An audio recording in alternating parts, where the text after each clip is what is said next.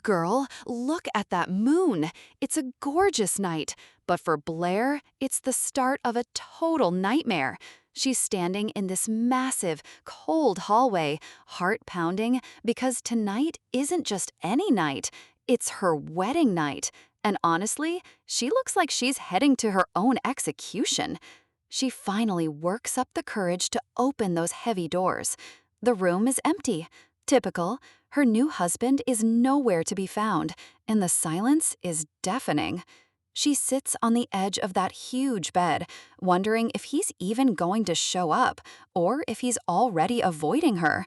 She remembers how it used to be, or how she thought it was. The warmth, the hugs, all just a beautiful lie. Instead of waiting around, she sits at her desk. She's got a mission, and it's not about romance. Her hands are shaking as she writes, but she has to stay focused on the only thing that matters. Her son, her sweet little Aziel. In her past life, he was her entire world. Just thinking about him brings her to tears. She'd do anything to see those tiny hands again. That's when the look in her eyes changes. She's not a victim anymore. She's a woman with a plan. She goes back to writing. She needs to conceive Aziel, and for that, she needs the Duke. Suddenly, there are footsteps, heavy, confident, and coming right for her. Speak of the devil. Duke Herden appears out of thin air, looking way too handsome for a man who's about to break her heart. Blair jumps out of her skin. She definitely didn't expect him to actually show up tonight. He's acting like it's no big deal, reminding her that it is, in fact, their wedding night. Like, okay, Mr. Cold and Calculated. Then he gets close, way too close, and asks if she was really waiting for him all this time. His eyes are so intense, it's hard to remember that this man might have been the reason she died in her past life. When he reaches out to touch her face, Blair completely freezes. Her body remembers his touch, even if her heart is guarded. He tilts her chin up, and the tension in the room is off the charts. He leans in, and for a second, it looks like a fairy tale. But Blair knows better than anyone that this is a horror story. Her eyes stay wide open. She can't let herself get swept away by the moment. He kisses her, but her mind is screaming. This isn't love. It's just a means to an end. She feels the warmth of his embrace, the very thing that fooled her once before. But she's holding on tight, reminding herself why she's even doing this. She won't be fooled by his warmth again. She knows exactly who this man is. Her gaze is ice cold. She's using him, just like the world used her. As she falls back onto the bed, she lets out a shaky breath. This is it. She grips the sheets, bracing herself for the night ahead. She closes her eyes and pictures her baby. This is all for you, Aziel. She's willing to endure anything, even the man who might have killed her, to bring her son back. Herden looks down at her, and honestly, the man is a total smoke show, which makes this whole thing so much harder. Let's rewind to 2 years before all this regression drama started. The palace was buried in snow. Herden was already planning his escape, heading out to the carriage without a second thought. The wheels were turning, and so was Blair's life, spiraling out of control. She ran after him, calling his name, desperate for just a moment of his time. She was so far along in her pregnancy back then, looking vulnerable and so tired. He didn't even touch her. He just looked at her like she was some stranger who happened to be carrying his heir. She told him it had been 6 months since she'd seen him. Can you imagine? Half a year. He didn't even blink. His face was like stone, totally unmoved by her sadness. She was literally sweating from the stress, trying to find the words to make him stay. The palace looked like a frozen prison, and that's exactly how Blair felt inside. They ended up sitting across from each other in the carriage, the air between them colder than the snow outside. She had so much to tell him, so many feelings, but every time she looked at him, her mind just went blank. Suddenly, she felt a sharp pain. The baby was kicking, and it was intense. She tried to make it a moment, telling him the baby recognized his father. And what does he do? He just stares out the window. Talk about a cold shoulder. She tried to play it off, saying she was fine, but the rejection was written all over her face. She whispered that she understood, but it was the sound of a heart breaking in real time. The snow kept falling, burying any hope she had of a happy family. He didn't even help her out. He just said he was on his way and walked off. He told her to have a safe delivery, like he was talking to a distant relative, not his wife. He didn't even look back as he boarded his own carriage to leave her again. His eyes were fixed on the distance. He had zero interest in the life they were creating together. Right then, she asked him to name the baby. If it's a girl, Diana. If it's a boy, Azil. He just shrugged and said he'd go with those names. He couldn't even be bothered to choose a name himself. But back then, Blair was so desperate for crumbs of affection that she actually smiled. She watched him leave, thinking he was going to save the world, but he was really just running away from her. Everyone knew him as the legendary magic swordsman, the hero of the continent, a literal war hero blessed by a divine beast, the golden boy of the empire. And then there was her, Blair Delmark, the imperial princess who was basically just a trophy. He left for the main castle the moment she got pregnant, leaving her to deal with everything alone. He claimed he was going to fight monsters, but Blair knew the truth. It was all just a pathetic excuse to avoid being in the same room as her. Their marriage was just politics. No love, no passion, just a deal signed in blood. Their families hated each other, and Blair was the one caught in the crossfire of all that bad blood. She knew he resented her for who she was, but she still hoped for more. She was so scared and so incredibly lonely in that massive, empty estate. And the worst part? He never came back, not even when she was in labor. When he finally did return 6 months later, Blair was holding their son, hoping for a reunion. But he didn't come back alone. He had a mysterious, silver-haired woman on his arm. Talk about a knife to the heart. Girl, the entire mansion is in a total frenzy. The maids are literally running through the halls because the big boss is finally making his grand entrance. His Excellency is almost here. After being gone for what feels like forever, the man of the house is finally coming home.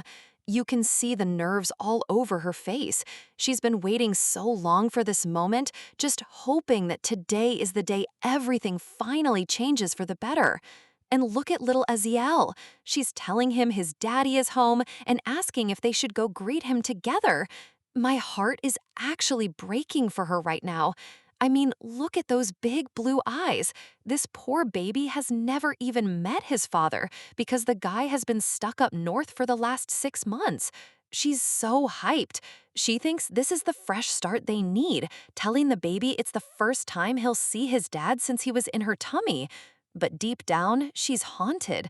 Herden didn't even show up for the moment Aziel was born. She's convinced he still resents her for something.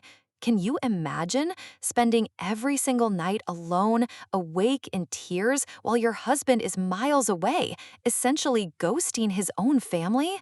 But she is trying so hard to stay strong.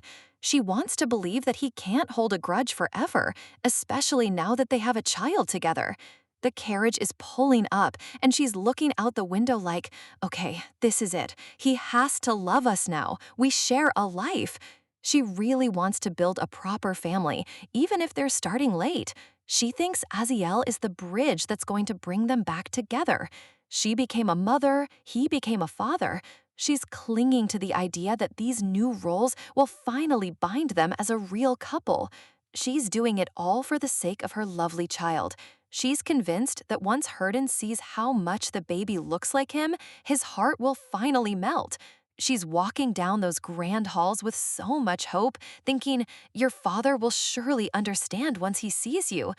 But then she looks down from the balcony and her whole world just stops. Something is very, very wrong with this picture. He's back after a year, but he didn't come alone. He brought another woman.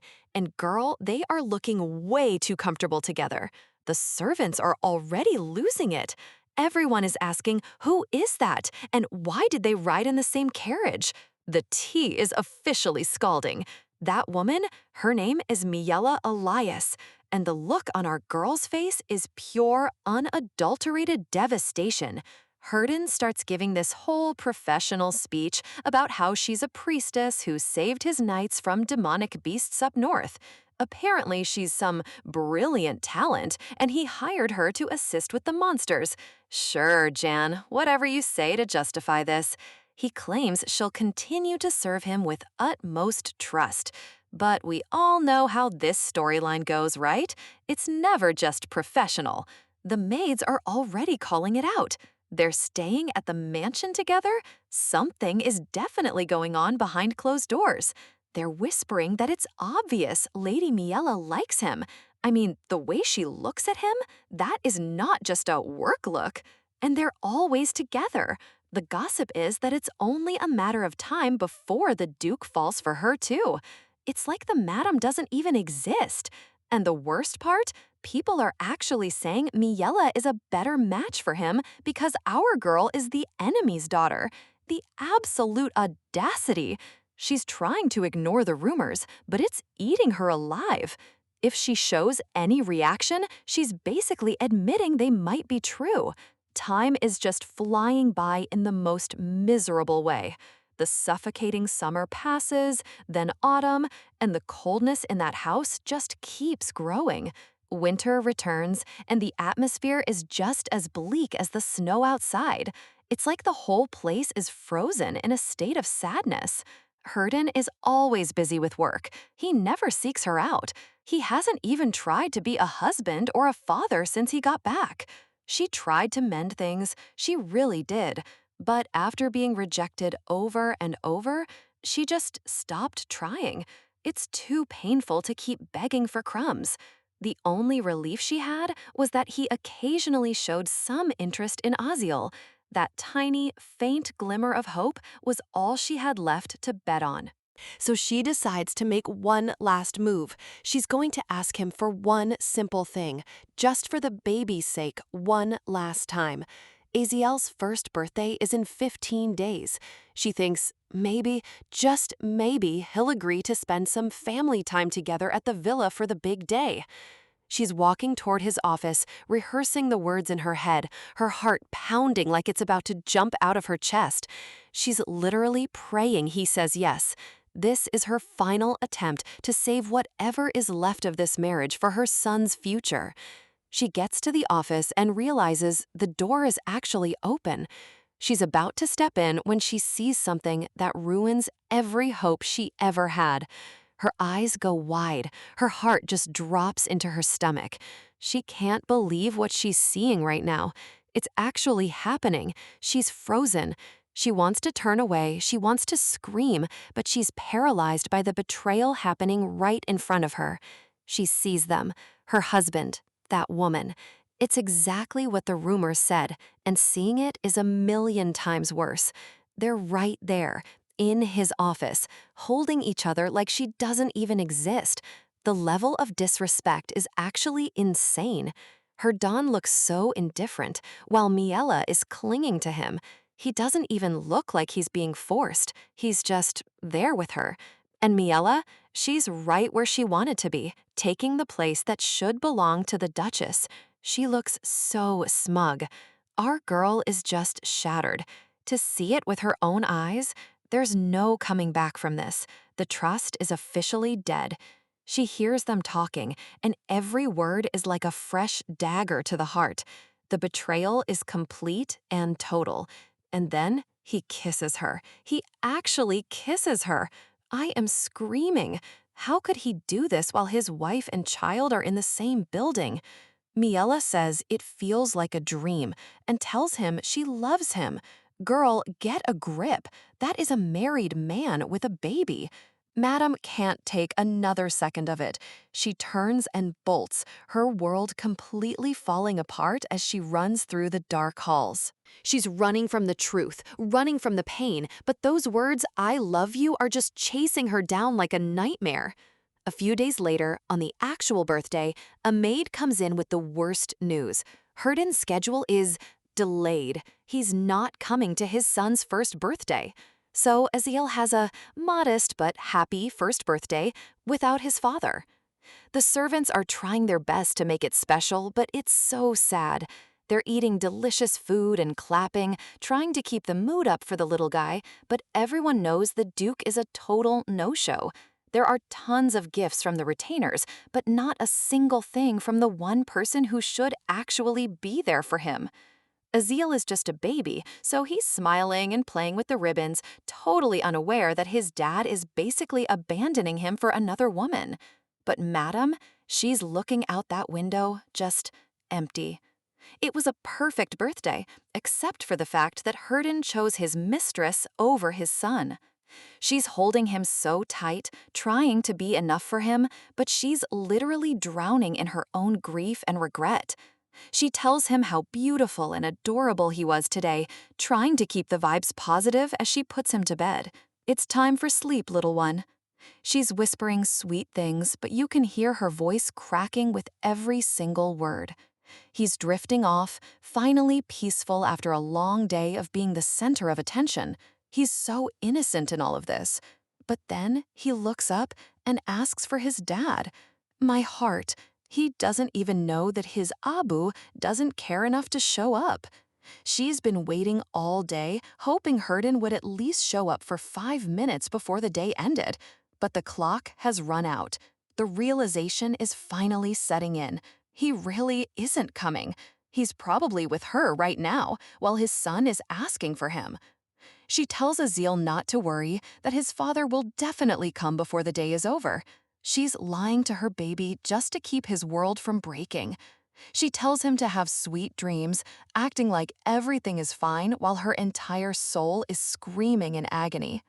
The first tear finally falls. She can't keep the mask on anymore. The pain of being neglected like this is just too much to hold back. She stands there in the silence of the room, realizing she's completely and utterly alone in this marriage. Aziel doesn't know anything. He's just a baby who deserves all the love in the world, and his father can't even give him one day.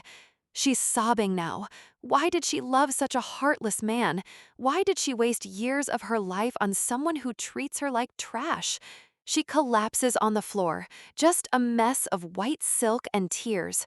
He shouldn't have neglected Aziel. That's the line he shouldn't have crossed. She's literally gasping for air, the regret hitting her like a freight train.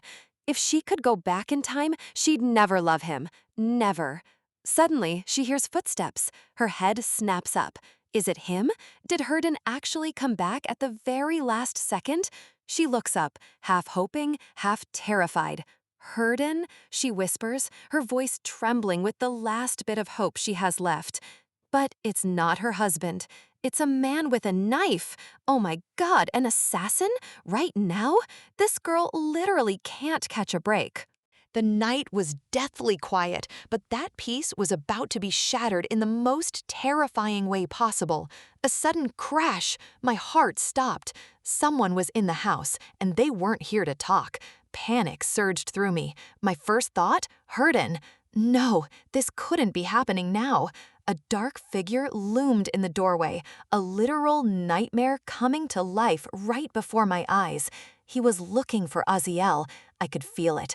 I had to protect my baby no matter the cost. I reached for the bell rope with everything I had. Help! Please, someone, just help me! The bells started clanging downstairs, echoing through the silent halls of the estate. The maids jumped. A call from the madam's room? At this hour? They knew it was bad news. The wall of bells was dancing, but one in particular was ringing like it was possessed. It sounded frantic, desperate, not just a request for tea, but a scream for mercy. The staff stood frozen for a second, the sheer terror of that sound sinking into their bones. Back in the room, I was white-knuckling that rope, praying the guards would hear me in time.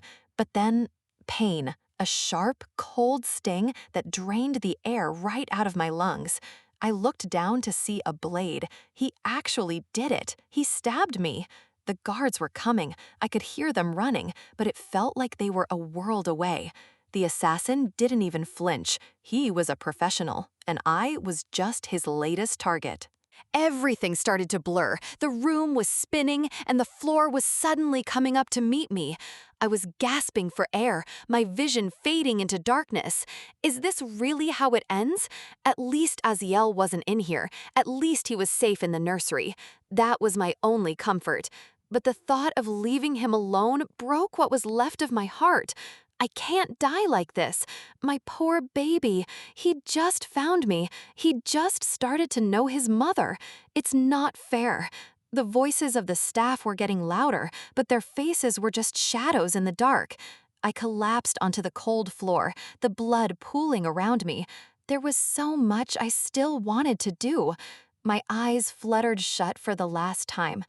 Goodbye, my sweet Aziel. I'm so sorry. Then, something impossible happened. A flash of light, the sound of glass shattering, and time itself seemed to snap. I gasped, my eyes flying open. I was breathing? I was alive? I bolted upright, screaming my son's name. Aziel, where is he? I checked my body, trembling. There was no wound, no blood, no pain. Was it all a nightmare? But my hands? They were clean. My skin was perfect. I was definitely supposed to be dead. I looked around the room and my jaw dropped. This wasn't my bedroom at the estate. The door opened and a familiar face walked in. Lena? But she looked younger?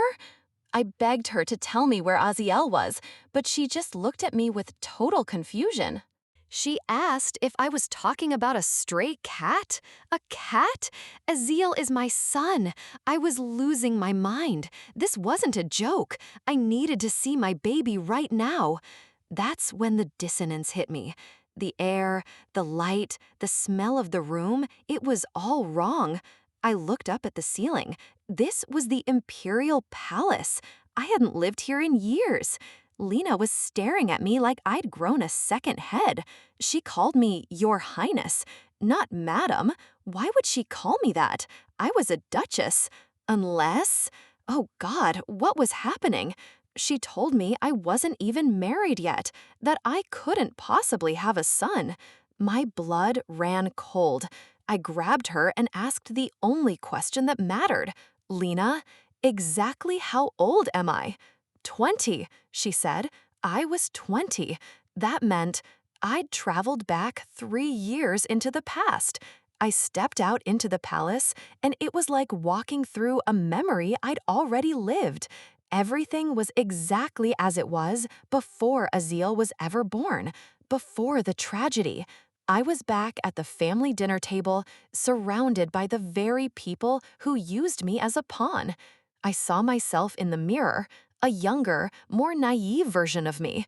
Was it all a dream, or am I reliving my life? I felt a deep chill. If this was real, then Aziel didn't exist yet. My heart felt hollow. Someone was calling my name. Blair! Blair! I snapped back to the present, or rather, the past. The maid whispered that the Empress Dowager was waiting for me to speak. I had to play along. Lena looked worried. I must have been spacing out for a while, lost in the horror of my own memories. There she was, Katrina Ardell, the Empress Dowager, cold, calculating, and as beautiful as a poisonous flower. And the Emperor, Ivan, he sat there sipping wine like he didn't have a care in the world. He was cutting into his steak with such precision, it made my skin crawl. He asked me what I was saying. Then he said it, the words that changed my life forever. He was talking about my marriage to the Duke. He told me to be prepared so there would be no issues, like I was just another item on his to-do list. The discussion was already over, apparently. He was handing me over like a prize horse. He told me not to pout over losing my freedom. He expected me to be a good princess and obey. All the memories I'd buried came flooding back. The anger, the helplessness, the feeling of being trapped. In the past, this was the moment I fought back. I refused to marry Herden. I chose my own path. I had stood my ground for the first time in my life, thinking I was being brave. But looking at them now, I realized that my rebellion was exactly what led to my misery later. So I opened my mouth and said the one thing they never expected to hear. I'll do it. I'll marry him. The look of shock on their faces was almost worth it. I'll obey the emperor's will. This time, I'm playing a different game entirely. My mind was racing. Was I dreaming because I died? Or was this a second chance at life? But every time I replayed the feeling of Azil's small hands in mine, I knew the truth. This isn't a dream. It's too real. The warmth of his skin, the sound of his laugh, it's all still so vivid. I could still feel him in my arms, and the thought of him not existing was a pain worse than death. This moment felt so hollow without him. I was a mother with no child, a queen with no kingdom. Azil was my hope. He was my entire life. I couldn't just let him vanish into a timeline that didn't happen. If I return to the past, then a reality without him is just a living hell I won't accept. So for me in this life, there's only one path. I must marry Herden no matter what, because that's the only way to get my son back. Blair is on a mission, y'all. She is willing to go through absolutely anything just to see Aziel again. Her heart is set and she's not looking back. Even if it means living through a miserable, lonely marriage for a second time, she's all in. If that's the price for her goal, she'll pay it without hesitation. She starts getting ready, and you can just tell something big is brewing in that head of hers. The stakes are high and the game is about to begin. She tells her maid, Lena, to send a message to the Delmark Duchy immediately. She needs a meeting, and she needs it now. Lena is literally shaking. Like, girl, are you serious right now? You want to meet the Duke? The drama is already off the charts. Blair is just cool as a cucumber, acting like it's no big deal. She asks why Lena looks so shocked, but we all know why. Lena heads out to follow orders, but her mind is spinning. This is totally out of character for the princess, and everyone knows it. She's thinking about how much Blair used to avoid the Duke like the plague. They were basically enemies in another life. At the last banquet, Blair wouldn't even look in his direction. There was zero vibe, just cold shoulders and awkward silence. See, the history between these two families is messy, like super messy. There's a whole lot of bad blood and secrets buried here. Everyone in the palace knows the princess reaching out to a Delmark is basically unheard of. It's like a declaration of war or a desperate plea. To understand the drama, we gotta go back to the late emperor and his two women. This is where the real tea starts spilling.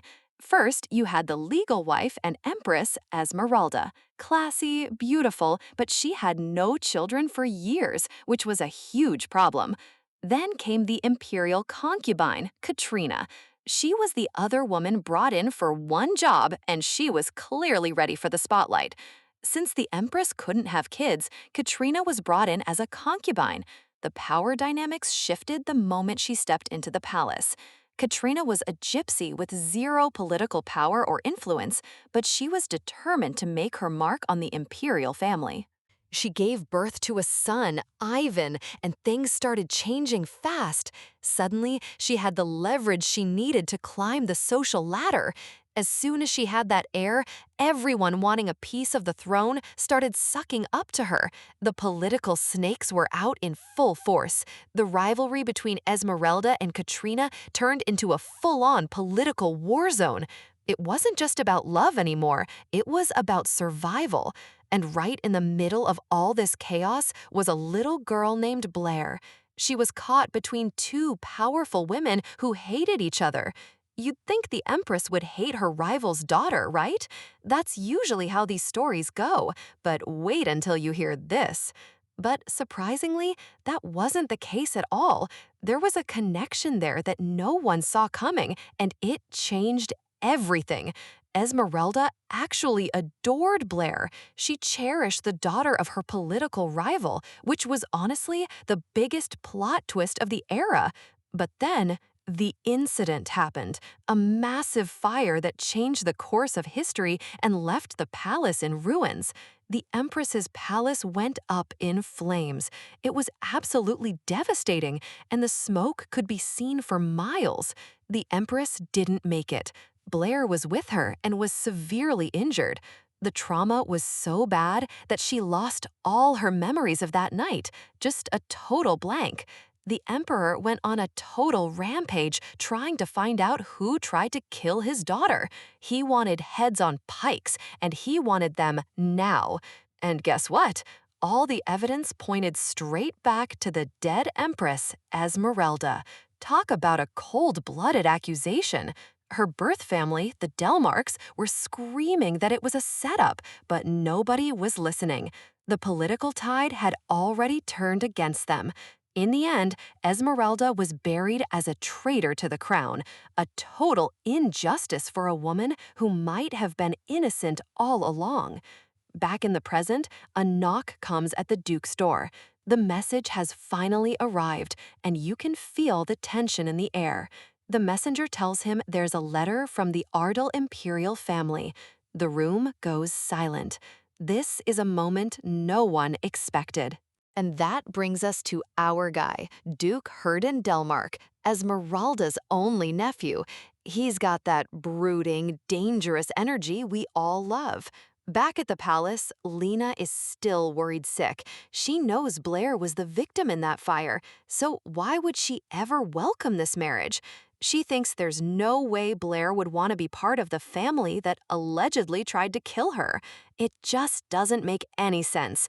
But somehow, Blair is acting like it's the best day of her life.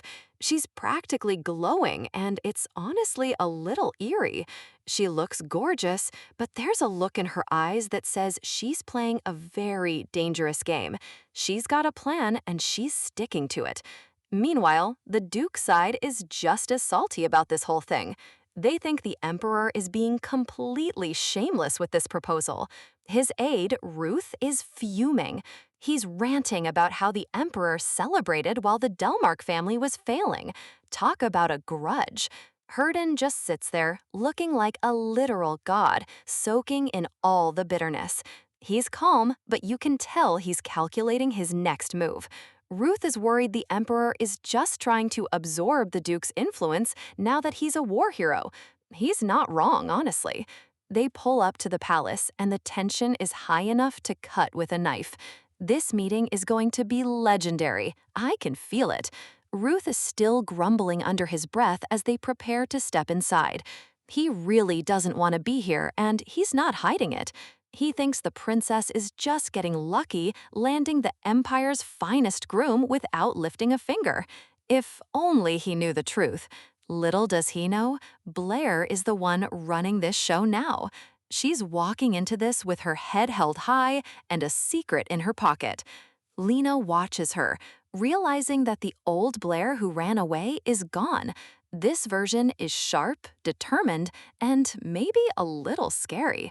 Blair is locked in. She's focused on one goal and one goal only, and she's not going to let anyone stand in her way. She needs this marriage to go off without a single hitch. Herden has to become her husband, no matter what it takes. The doors open, and there he is, Duke Herden, looking as intimidating and handsome as ever. The room's temperature just dropped 10 degrees. Blair reminds herself that she cannot let him slip through her fingers. She needs him for her plan to work, and she's ready to fight for it. She puts on her best princess face and prepares for the confrontation. It's showtime, and she's not going to miss her mark. She thanks him for making time, keeping it polite but firm. She's showing him that she's not the same girl he used to know. He bows and kisses her hand, but it's more like a challenge than a greeting. The sparks are flying, but they're definitely not the romantic kind. The air in the room is thick. They both know this isn't just a social visit. There's a deal on the table, and it's time to talk. Blair decides to drop the act and get right to the point. No more games, no more dancing around the subject. It's time for the truth.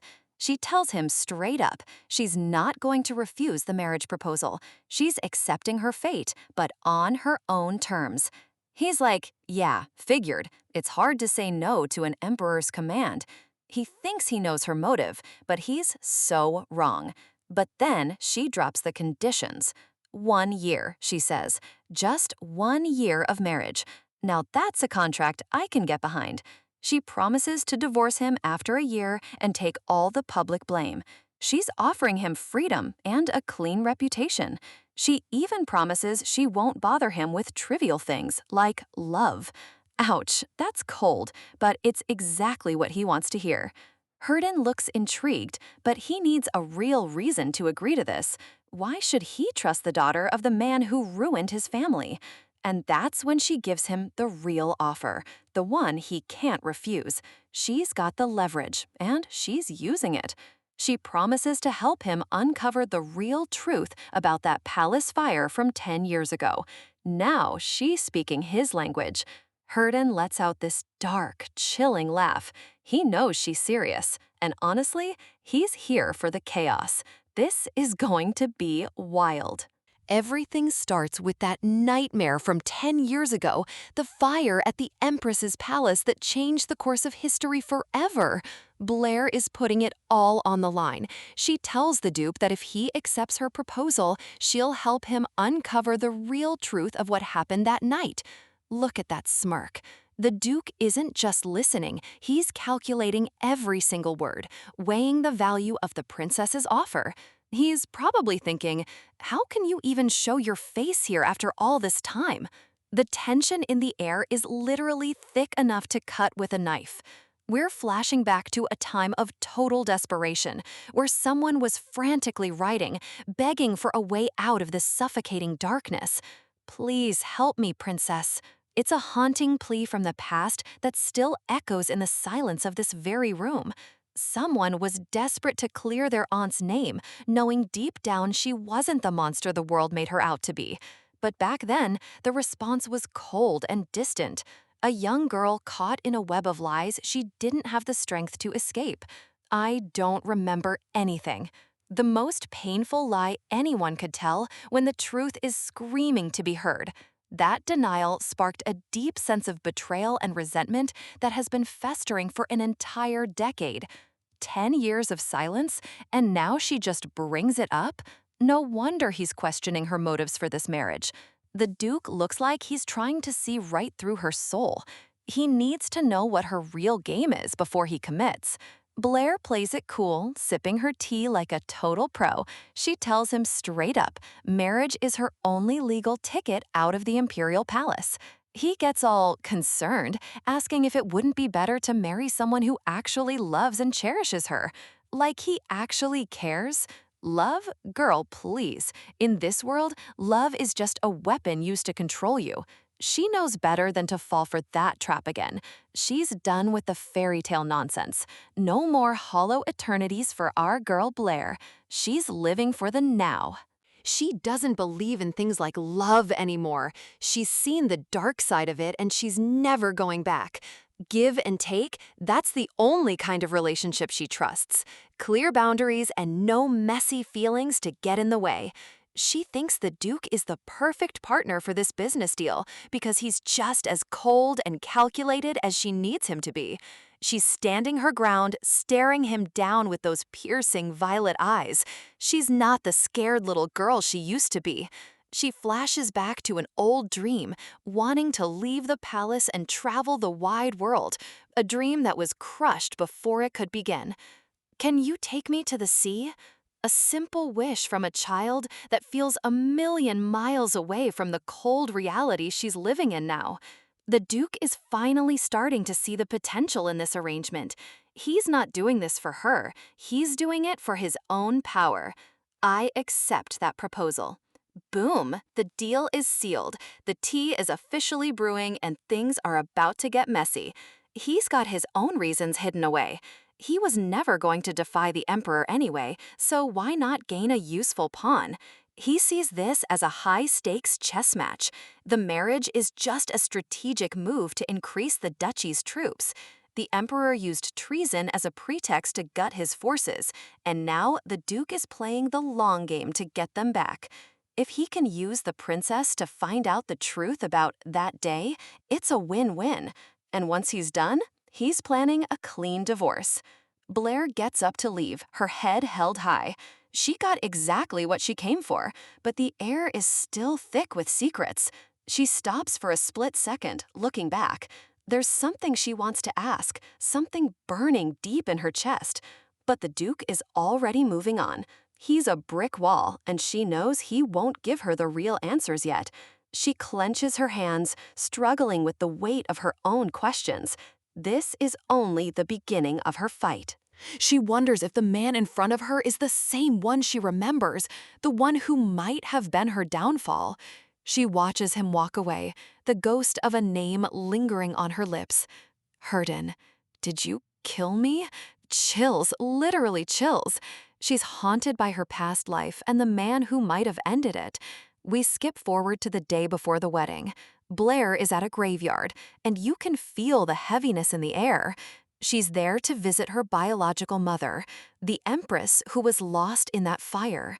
She's finally facing the grief she buried. She's apologizing for ignoring her mother's memory for 10 whole years.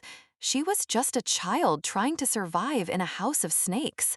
Now, she's finally trying to piece together the memories she locked away to stay safe. The truth is painful, but she can't run. Back then, she was terrified. No matter what the truth was, she felt like she was going to lose a mother either way. In her previous life, she tried to face this for the Duke's sake, but it only led to her own health failing and her spirit breaking. She was broken and discarded back then. The man she loved just watched her wither away while telling her to stay silent. He told her to do nothing, to just stay still, just as she had done her whole life. He wanted her to be a ghost, but that version of Blair is dead. This new Blair knows that nothing will ever change if she keeps avoiding the shadows. Her maid interrupts her thoughts.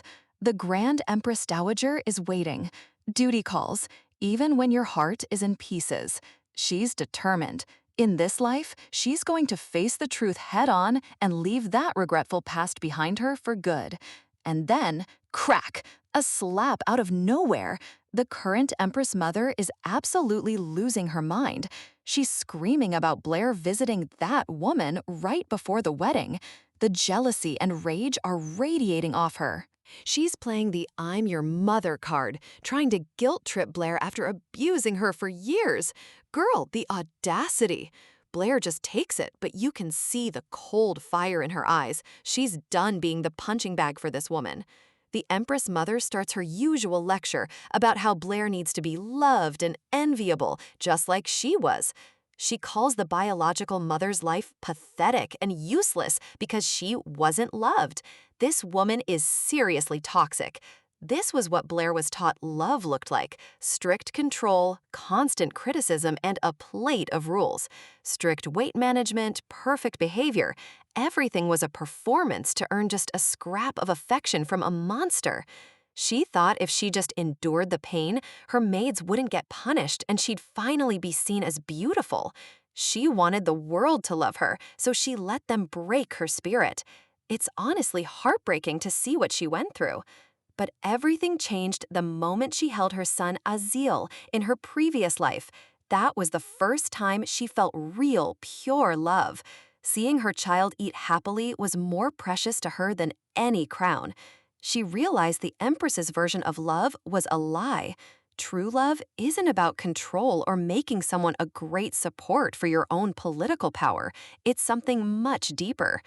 Blair finally speaks up, throwing it back in her face. "Since when did you care for me so much, mother? Ooh, get her." The maids are absolutely gasping. No one talks back to the Empress like that. The atmosphere is totally electric now. The Empress Mother looks like she's about to explode. Her perfect daughter is finally showing her teeth. Blair mockingly worries about her face being scarred before the wedding. She's using the Empress's own words as a weapon. She clenches her fist, refusing to let this woman have power over her emotions ever again. She's taking control. You really are driving a stake through your mother's heart. The Empress is playing the victim now. How predictable. Blair walks away, her heels clicking on the floor with every step. She's leaving the ignorant past behind her. It's the end of a painful, unrequited love for a mother who never deserved a single ounce of it. She's finally free. She's stepping into her new life, ready to face the wedding and whatever the Duke has planned. Watch out, world! Surrounded by the very men meant to protect her, Blair can't help but search every face for a hint of the malice she survived. The trauma of the attack still lingers in her eyes, a constant shadow that refuses to lift even in the light of day. She scans the ranks of the Duke's guards. None of them match the man who tried to take her life, but the relief is only temporary. A quiet breath escapes her. At least for now, the immediate threat isn't hiding within her husband's own inner circle. But the safety she feels is fragile, held together by the cold, silent man standing just a few paces behind her. Duke Herden watches her with an intensity that is impossible to read. Is he her protector, or just another warden in this gilded cage?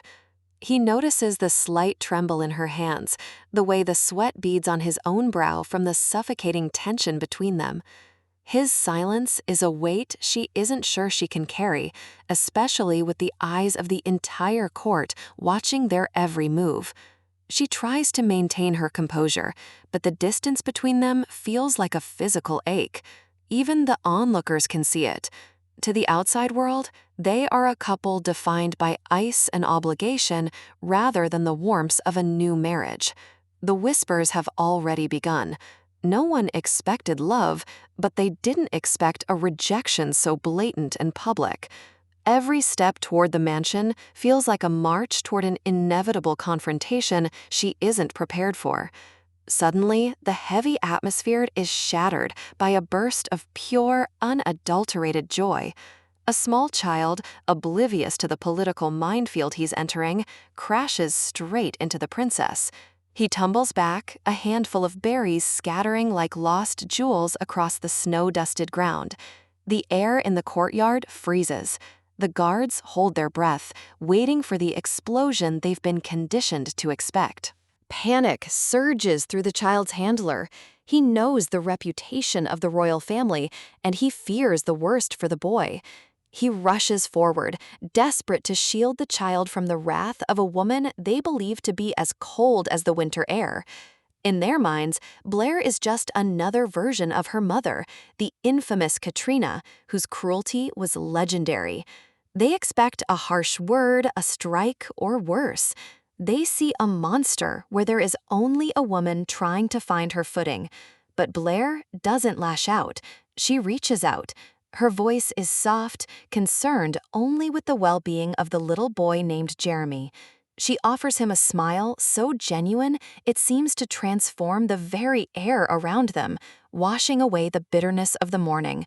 The guard stands frozen, his mouth agape. This isn't the princess he was warned about. This isn't the daughter of Katrina. He feels a flush of shame creep up his neck, realizing how deeply he misjudged the woman standing before him. Even Herden is caught off guard. He watches her interact with the boy, searching for a sign of performative grace, but finds only sincerity. He realized in that moment that he has never seen her truly smile before. It's a sight that shakes the very foundation of his resolve. For a fleeting second, the contract, the war, and the politics disappear. There is only a woman and a child, and the man watching them with new eyes. But the sanctuary of the courtyard is short-lived. The luncheon awaits, and with it, the true predators of the Delmark family. The dining room is a masterpiece of opulence and artificiality, where every compliment is a sharpened blade. Her mother and brother sit at the head of the table, their laughter ringing out with a hollow, predatory sound. The Emperor wastes no time, pivoting the conversation toward the one thing Blair dreads most, the production of an heir. The wine flows as freely as the insults, hidden beneath the guise of family concern and imperial duty. Her brother speaks of the duchy's lack of heirs as if he's discussing a shortage of grain, completely disregarding Blair's humanity. Herden remains a statue of stoic endurance, his eyes fixed on his glass, while the Emperor maps out their future like a military campaign. The conversation shifts, the Emperor's eyes gleaming with a dangerous ambition that has nothing to do with family. He speaks of trade routes and the Eastern continent, but the subtext is clear to everyone at the table. He isn't looking for prosperity, he's looking for a path to expansion, and he needs the Duke's sword to pave the way. His voice drops to a low, conspiratorial hum, the sound of a man who has already decided the fate of thousands. He asks for the Duke's opinion, but it's not an inquiry. It's an order wrapped in the silk of a casual question. Herden's eyes narrow. He sees the trap being laid out for him, the way his marriage is being used to bind him to a slaughter he wants no part of. The Emperor wants to seize the eastern ports, a move that would ignite a fire across the entire continent. He wants war, and he expects his sister's husband to be the one to lead the charge into the flames. Herden realizes now why his requests for troop reinforcements were granted so easily. He wasn't being supported, he was being bought. He watches the Emperor's smug expression, disgusted by a man who treats human lives like pieces on a chessboard. He looks over at Blair, seeing the same realization dawning on her face, the same horror he feels in his own chest. She is trembling, her knuckles white as she grips the edge of the table. She can't stay silent while her brother plans a massacre. The pressure mounts until it's unbearable. She knows the cost of defiance in this family, but the cost of silence is even higher. Blair finally finds her voice, her words cutting through the Emperor's delusions with the sharpness of a blade. She reminds him that war leaves scars that never truly heal, for the victors just as much as the defeated. She stands up for her husband, declaring that he and his citizens are not tools to be used for her brother's ego. In this moment, she isn't just a princess. She is a shield, placing herself between her husband and the man who would destroy him. Her mother's reaction is instantaneous, a venomous hiss that demands silence and obedience from a daughter she views as an object. She mocks Blair's lack of education, her lack of statecraft, trying to bury her courage under a mountain of condescension. The Emperor joins in, his gaze cold and dismissive. To him, Blair is nothing more than a woman who should know her place. But then, a hand covers hers, a warm, firm grip that silences the room more effectively than any shout ever could. Herden speaks, and for the first time, his voice carries a note of genuine protection. He tells them his wife hasn't said anything wrong. He stares down the woman who gave her life, his eyes burning with a quiet, lethal fury that makes her recoil. He reminds them that Blair belongs to the Delmark family now. She is no longer their pawn to berate or command. He claims the sole right to judge her, to protect her, and to stand by her side against anyone, even her own blood. The Emperor and his mother can only stare in stunned silence as the man they thought they controlled turns his back on their ambitions. Herden pulls Blair close, a gesture that is both a shield and a promise. He uses the excuse of their honeymoon to end the discussion on his own terms. He leans in, his voice a low murmur meant only for her, a sudden intimacy that feels more dangerous than any war. As she leans into him, Blair realizes that the contract she signed might have saved her life, but it's about to change her heart in ways she never expected. The imperial wedding was supposed to be the most beautiful day of her life, a grand celebration under the falling snow. But for Blair, it felt more like the start of a cold sentence. In this world, a woman's worth is measured by the son she bears and the position she secures for her in-laws. It was a weight she felt with every step toward the altar. Her own brother didn't offer comfort, only cold, calculated advice. He viewed her as a tool, a way to further the family's influence through her marriage to the Duke. He whispered that being a proper lady wasn't enough. She needed to be a seductress in bed to keep the Duke's favor. The words felt like a stain on her white veil. Her mother's gaze was no warmer. In this family, love was a luxury they couldn't afford, and Blair was merely their highest-priced asset. She remembered the times she had been cast aside, the neglect that had shaped her previous life. This time, she promised herself things would be different. She would live well, regardless of where she went or who she was married to. She wouldn't let their expectations define her happiness anymore. As the doors opened, the light spilled into the cathedral. The moment of no return had arrived, and the entire empire was watching. The guests gasped, whispering that she looked like an angel descended from the heavens, a literal snow fairy in her pristine gown. Waiting for her was Duke Herden. He stood tall and imposing, his expression unreadable, a man as cold as the winter outside. Her brother handed her over with a fake smile, pretending to care about her future while secretly celebrating the power he had just secured. This wasn't a union of hearts, it was an imperial order. Neither of them had a choice, and the coldness of his hand told her he knew it as well as she did. The ceremony proceeded with all the solemnity expected of a ducal wedding, every word of the priest ringing hollow in the vast, silent hall. The priest declared them bound by the blessings of the empire, praying for eternal happiness and love that neither of them expected to find. The moment for the kiss of vows arrived. It was the final seal on their contract, a public display of a private arrangement. As he leaned in, Blair braced herself. Her eyes remained open, searching his face for any sign of the man he was behind the title.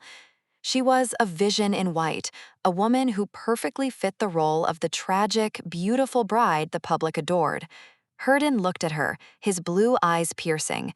For a fleeting second, the snow fairy description didn't seem like an empty compliment. The crowd watched in awe, convinced they were witnessing a fairy tale, unaware of the cold reality beneath the surface. Their lips met in a performance of intimacy.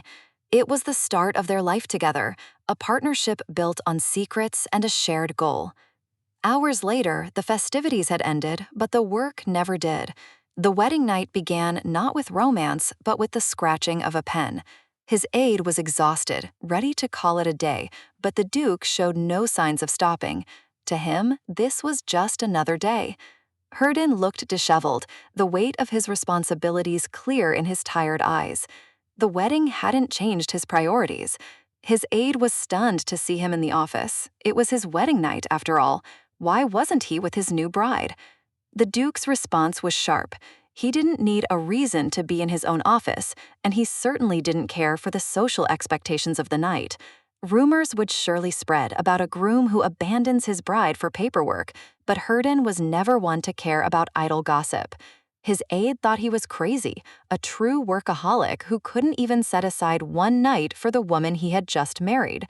But the Duke had more on his mind than duty. He was thinking about the proposal Blair had made to him earlier. She had promised to help him uncover the truth behind the fire incident from 10 years ago. It was a dangerous game, but she seemed determined to play. He wondered if her memory loss was real or just a convenient cover for an ulterior motive. He couldn't afford to trust her completely.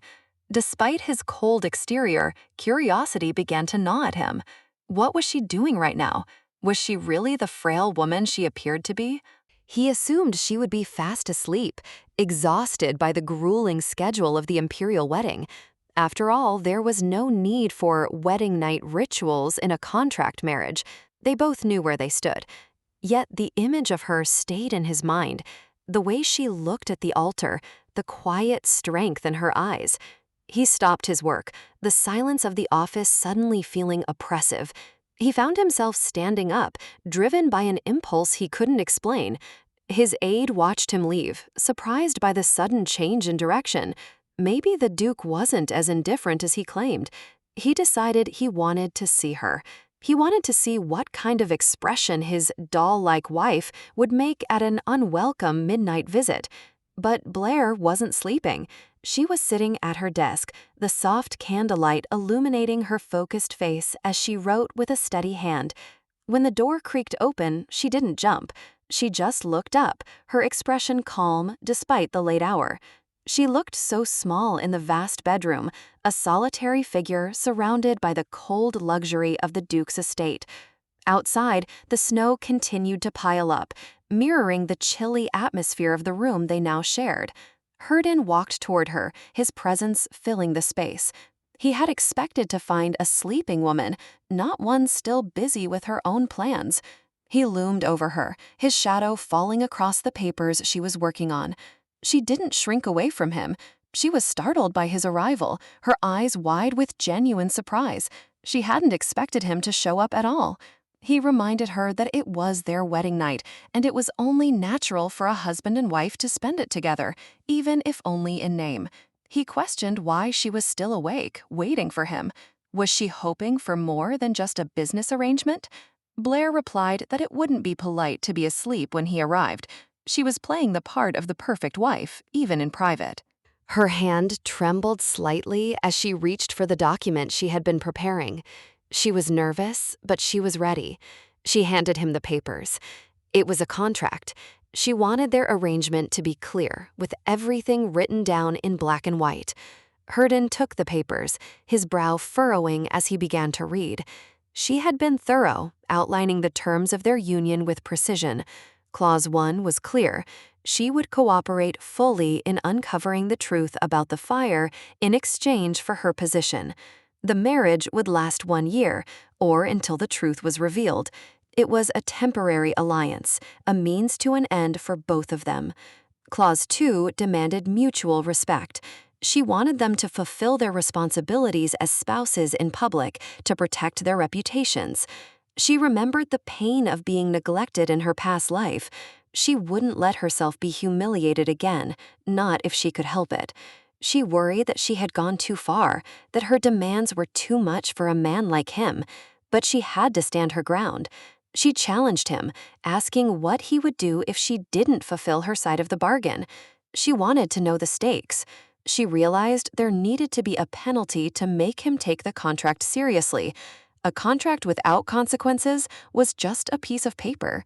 She told him firmly that if he didn't fulfill the terms, she wouldn't grant him a divorce. She would bind him to her forever. Herden stared at her, a strange expression crossing his face. He seemed almost amused by her audacity. A low, "aha," escaped his lips. He was beginning to see that Blair was much more than just a doll. She was a strategist. Blair felt like he was scoffing at her, and she tightened her grip on the papers. She wouldn't be intimidated by his arrogance. He looked at her with renewed interest. She had certainly caught his attention now, but not in the way she had expected. His finger traced over a specific part of the contract. It was a clause about sharing a bed twice a month to maintain appearances. He leaned in close, his voice a low murmur. He wanted to know exactly what she meant by sharing a bed. Was it just for show? He asked if she was offering to play the role of a mistress who warms his bed. The words were a challenge, a provocation. Blair was horrified. She told him not to speak like that. She hadn't meant it in a tawdry way. She was thinking of the future. She needed an excuse for when she eventually conceived Aziel. Everything she did was for the child she knew she had to have. She just wanted to maintain a good relationship with him, to ensure their partnership remained stable for as long as it lasted. Herden repeated her words with a hint of sarcasm.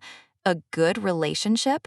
It was a concept he found entirely foreign in their world. He suddenly gripped her arm, pulling her toward him. If she wanted to fulfill her marital duties, he decided he wouldn't make her wait. Blair gasped, her heart racing. This wasn't what she had planned. She thought they had more time before things became this intimate. He told her there was no need to wait for a specific date or time. If it was in the contract, they might as well start tonight. His gaze was intense, a fire burning in his blue eyes that hadn't been there before. He was taking control of the situation. As he pulled her closer, the cold contract was forgotten. In the quiet of their wedding night, the distance between them finally began to vanish. The wedding night wasn't a celebration of love, but a collision of two guarded souls.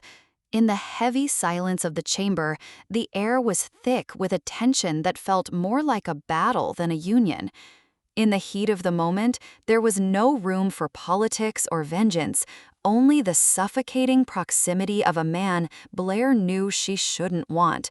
Every touch was a reminder of the distance between them, a physical closeness that only highlighted the emotional void. Blair felt a sharp intake of breath, the reality of her situation crashing down even in the midst of their intimacy. She knew the truth that lay beneath his heat. This wasn't love. It wasn't even a pretense for some ulterior motive. To Hurden, it was just a fleeting moment of lust, a temporary surrender to a desire he couldn't quite suppress. Blair lay there, exposed and vulnerable, her mind racing even as her body betrayed her by responding to him. Hurden looked down at her, his expression unreadable, caught between the instinct to pull away and the urge to stay. She had seen this body countless times in her past life, yet tonight everything felt jarringly new, as if she were seeing him for the first time. His gaze was overwhelming, a weight that seemed to see right through her defenses and into the secrets she carried. He demanded she not look away, forcing her to confront the raw intensity of a moment that felt increasingly wrong. His hands were firm, a possessive grip that reminded her she was now legally his, regardless of where his heart truly lay.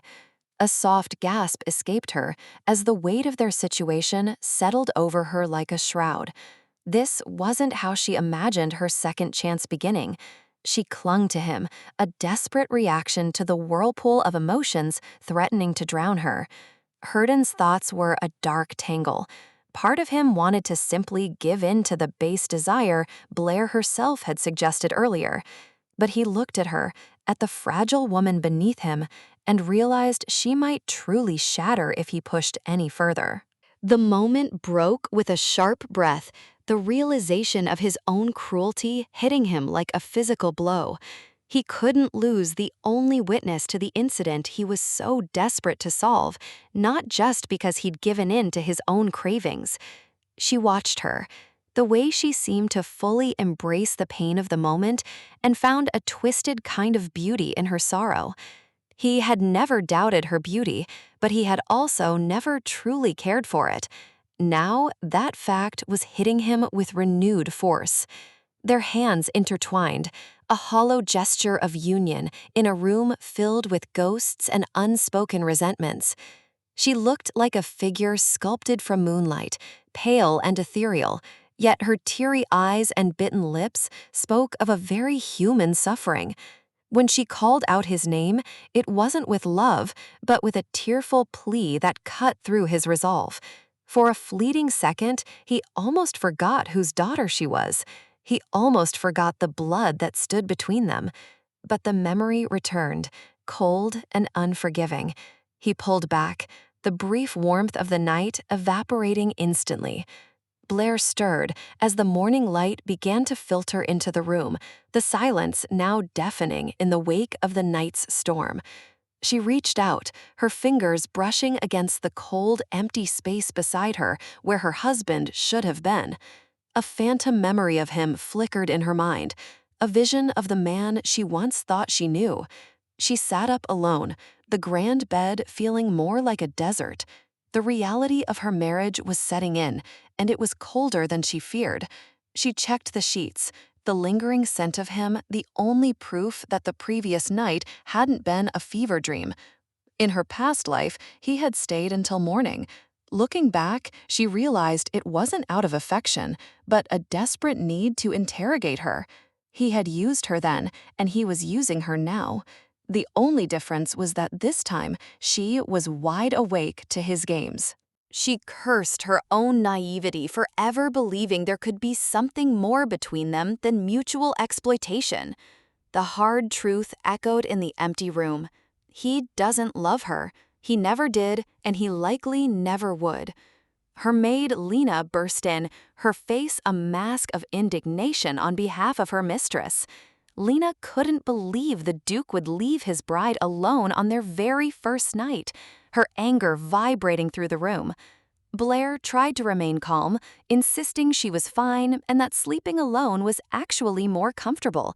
But Lena's vigorous brushing soon turned into accidental roughhousing, her frustration manifesting in her movements. The maid continued her rant, convinced that no wife should be treated with such calculated neglect. She claimed her knowledge came from books, the treasure trove of soul food, giving her a romanticized view of how things should be. Blair couldn't help but tease her, wondering exactly what kind of red sticker books Lena had been reading. Lena quickly changed the subject, acknowledging the Duke's handsome face, but remaining skeptical of his personality. Blair's gaze drifted, her thoughts returning to the man who was currently the center of her complicated world. Suddenly, a searing vision flashed before her eyes, a glowing magic circle centered on her own chest. It was a jarring, supernatural intrusion into the mundane morning, leaving her senses reeling. She gasped, clutching at her throat. The image burned into her mind even as it faded from her sight. Lena looked at her with concern, but Blair quickly dismissed it as her imagination, trying to steady her racing heart. But as she looked at her maid, Blair noticed something that couldn't be explained away. Lena's hands were heavily bandaged. Her purple eyes narrowed, a protective instinct flaring up. Those bandages hadn't been there the night before. Blair confronted her immediately, her voice sharp with a concern that brooked no evasion. Lena tried to laugh it off, claiming she'd just had a clumsy accident while working that morning. She insisted it was nothing to worry about, her eyes darting away to avoid Blair's penetrating stare. But Blair remembered the rules of this house. An unfamiliar mansion, surrounded by strangers, Lena was just as isolated as she was. The maid gently guided her back to the chair, intent on finishing her hair so they could move on with the day. Blair felt a pang of guilt. In her past life, she had been so consumed by her own suffering that she never looked out for the girl who had stayed by her side. She knew Lena didn't work in the kitchen. There was no reason for her to be handling knives. This was no accident. The thought that Lena might be getting bullied by the other staff fueled Blair's growing resolve. She wouldn't let history repeat itself. The preparation was complete. It was time to step out of the sanctuary of her room and into the lion's den of the Duke's estate. Lena put on a brave face, offering to escort her to the dining room with a smile that didn't quite reach her eyes. Blair took a final look in the mirror. She wasn't just a bride, she was a survivor, and she had a role to play. The dining hall was vast and cold, a perfect reflection of the man who waited for her at the head of the long table. Herden didn't even look up at first, his focus on his own quiet power as he acknowledged her presence with a clinical, "Good morning." He sat there, perfectly composed, as if the intimacy they had shared hours ago was nothing more than a minor administrative detail. The silence of the dining hall is heavy, broken only by the cold clink of silverware against porcelain. It's a wedding feast for two people who share nothing but a contract. Herdine speaks of the butler and the staff as if he's listing assets in a ledger. There is no warmth here, only the rigid structure of a house I'm supposed to call home. I offer a quiet thank you, keeping my gaze steady. I didn't come here for a fairy tale. I came here to survive, and survival starts with knowing the lay of the land. He remains detached, his focus entirely on the meal. To him, I am a variable he's still trying to solve, a piece of the puzzle that doesn't quite fit. I decide to break the ice with the one topic that truly haunts us both. I ask him how he plans to investigate the fire from 10 years ago. My hands tremble slightly as I cut into the steak. That night changed everything, and yet my own mind has locked the truth away behind a wall of shadows. He doesn't hesitate. Since I claim to have no memory of the event, he's already made arrangements to find a hypnotist. The word hangs in the air, clinical and sharp. Hypnosis. A desperate attempt to dig into a past I'm not sure I'm ready to face. I tell him I've tried it before, and it failed. My mind is a fortress that even I can't enter. But Herdine isn't the type of man to take no for an answer. The suspicion in his eyes is a physical weight. He doesn't believe in my amnesia. He thinks I'm playing a game, hiding the truth to protect myself. He asks how he could possibly trust me. It's a fair question in a world where everyone has a hidden agenda, especially a princess sold into a ducal house. Whether I've truly lost my memory or if I'm just a very talented actress, he knows that only I have the answer to that. He makes it clear that this marriage isn't built on trust. It's a contract of profit, a cold exchange of status and security. I accept his terms with a small nod. If trust is a luxury we can't afford, then I will work with the suspicion he provides. I agree to the hypnosis. If it's what he needs to move forward, I'll open the doors to my mind, even if I'm terrified of what might be lurking inside. After dinner, the tour begins. The study is grand, smelling of old parchment and the heavy wake of the Delmark lineage. Mason, the head butler, leads me through the halls. He speaks of the late master's favorite rooms with a reverence that only comes from decades of service. Mason is the heartbeat of this estate. He knows every corner, every secret, and every tradition that keeps this house standing. He truly is someone who has served the family for generations. His loyalty is to the name Delmark more than to any individual occupant. He points out the window seats with views of the garden, noting how guests were always treated with the utmost care. I remember these details from my previous life, but hearing them again brings back a flood of memories I thought I'd buried. This regression is a second chance, but it's also a haunting. The sun begins to set, casting long, golden shadows across the floor. Mason realizes he's kept me far longer than intended. He offers his apologies as he escorts me toward my bedroom. But I'm not ready to retire to the shadows just yet. He worries that he's overstepped his bounds in his eagerness to show me the estate. He thinks a princess should be resting after such a stressful transition. But I am the mistress of this house now, and there are things I need to know if I'm going to protect my future. I stop him and make my request clear. I want to see the servant registry and the household inventory ledgers. Mason is taken aback. These are tasks usually left to the butler or the Duke himself. He suggests I leave the heavy lifting to him. I look him in the eye. I'm a member of the Delmark family now, and it's only right that I do my part. I won't be a duchess in name only. The butler bows, his surprise giving way to a new kind of respect. He understands that I'm not the fragile doll he expected. He promises to have the documents ready for me by tomorrow morning. I tell him I'm looking forward to learning from his perspective.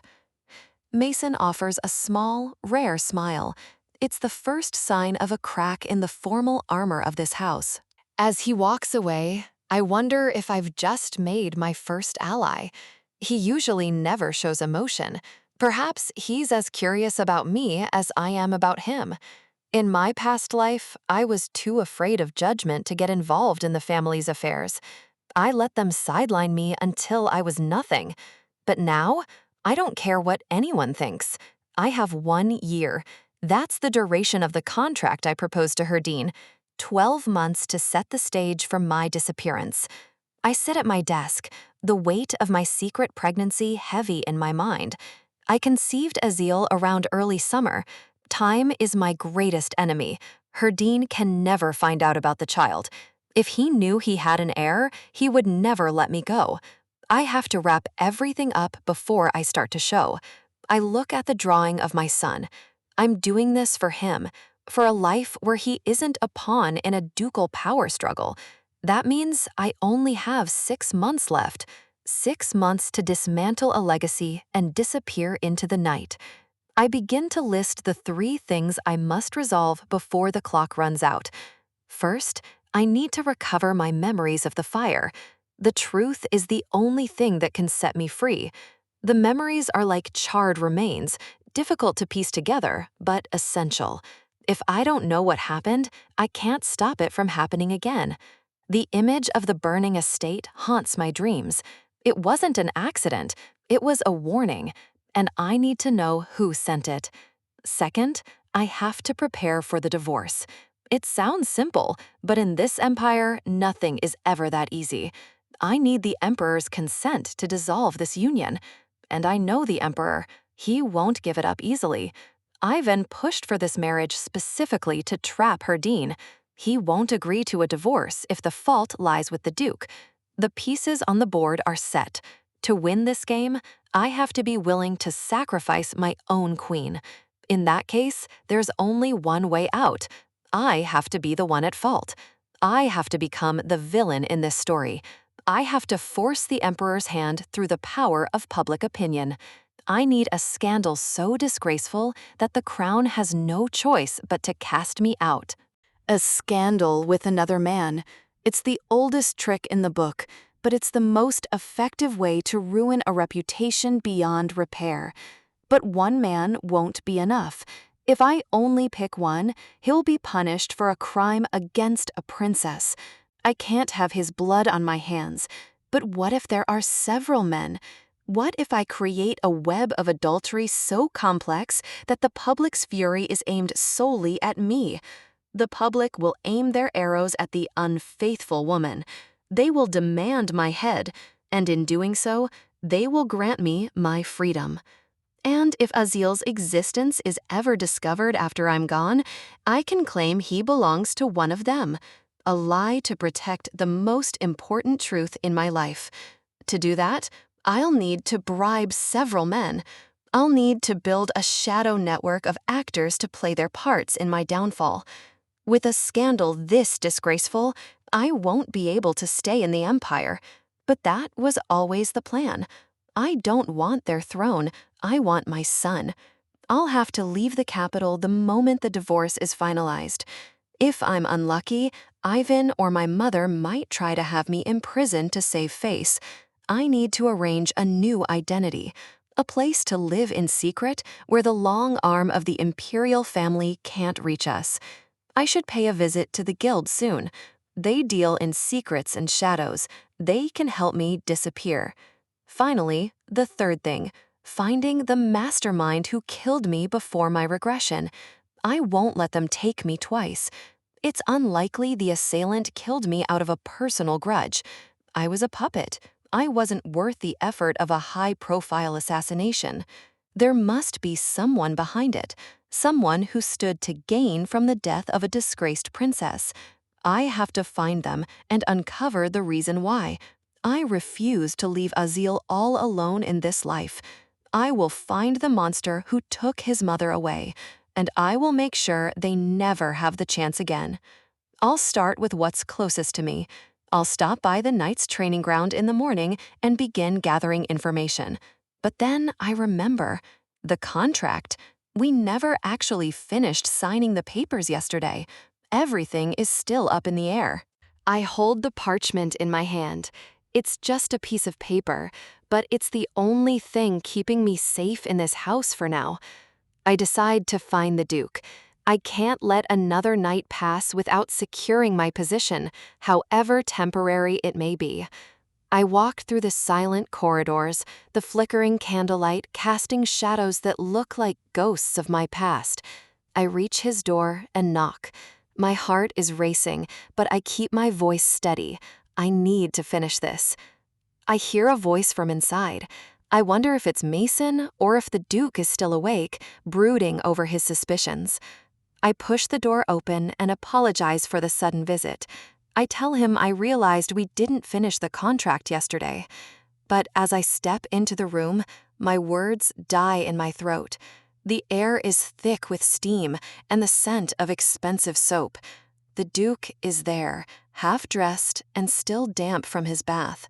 The cold, calculating master of the house is replaced by something much more human and much more dangerous.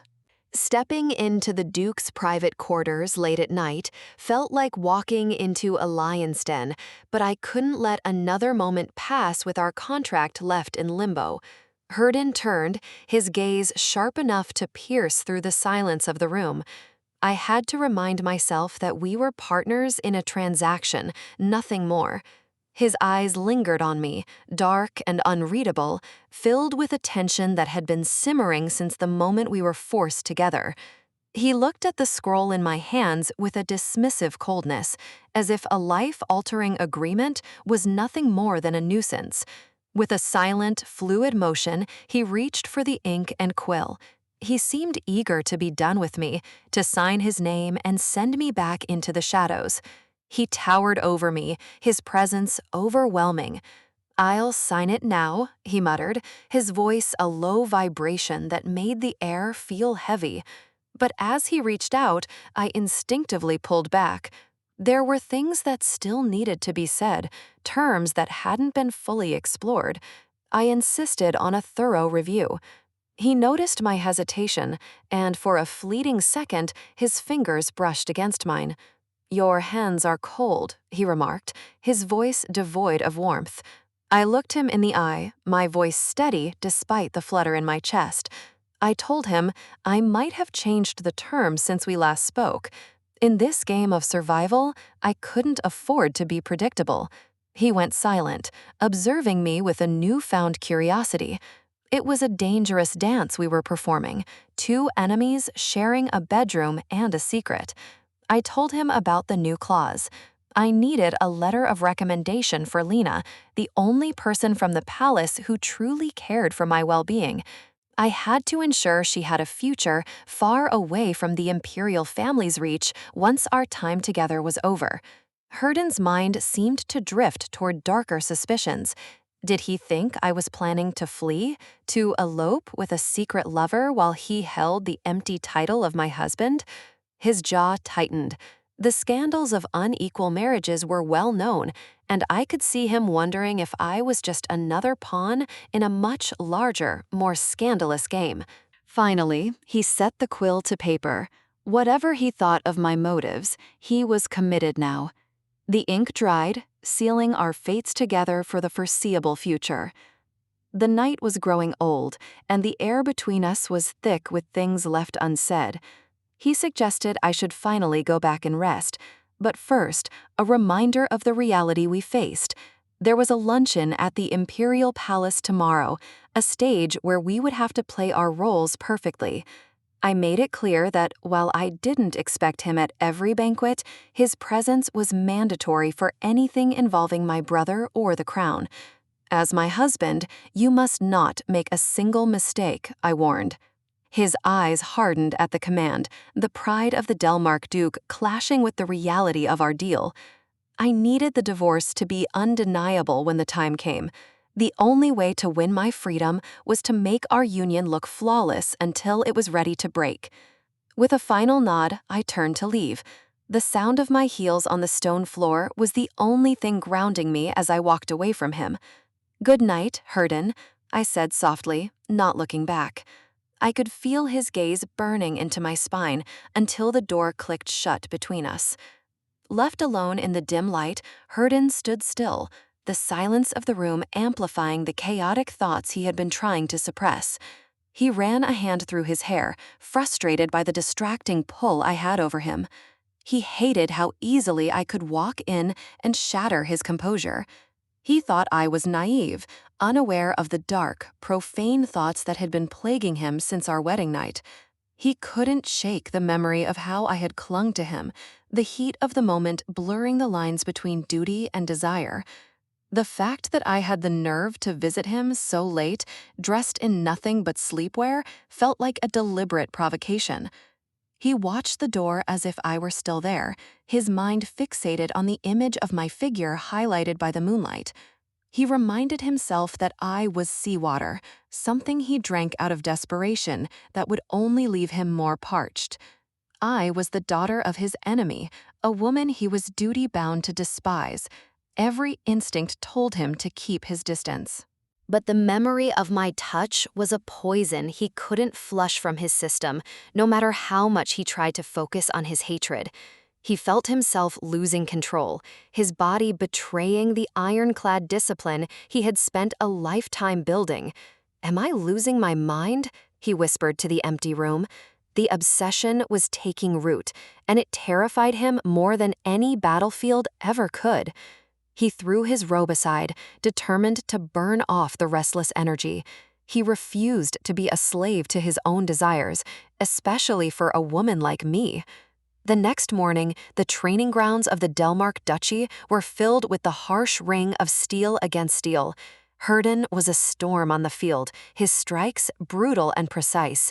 He was pushing his men to their absolute limits, but mostly he was pushing himself. One by one, the knights fell before him. He showed no mercy, his frustration manifesting in every heavy blow he dealt. The knights watched in terror as their leader moved with a ferocity they hadn't seen in years. Something was driving him, and it wasn't just duty. "Next," he barked, his voice echoing off the castle walls. He was a man possessed, trying to drown out his thoughts in the heat of combat. The men whispered among themselves, wondering who had managed to get on the Duke's bad side so early in his honeymoon. They were exhausted, panting in the dirt, yet Herden showed no signs of slowing down. He was a man trying to outrun his own shadow. His closest advisors watched from the sidelines, sensing the shift in the air. The Duke's usual cold composure had been replaced by something much more volatile.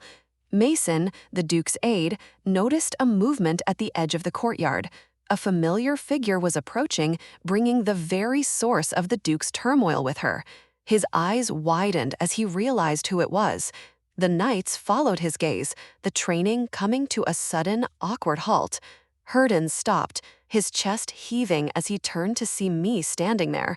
The anger in his eyes flickered, replaced by that same dark, intense stare.